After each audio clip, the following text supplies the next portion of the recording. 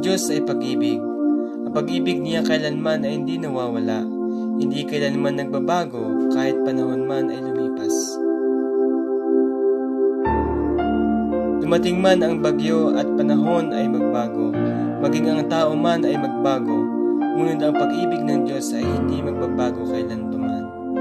Ang Diyos na lumalang ng lahat ay mahal tayo ng tapat.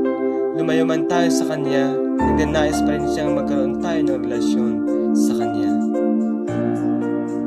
Ang pag-ibig ng Diyos ay walang hanggan at walang kondisyon, di tulad ng pagmamahal ng tao na may limitasyon.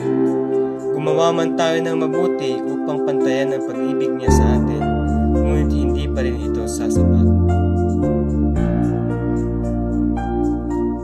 Sa panahon na tayo wasak at nadadapa, sa tingin ay hindi na mabubuo at muli makakabangon pa.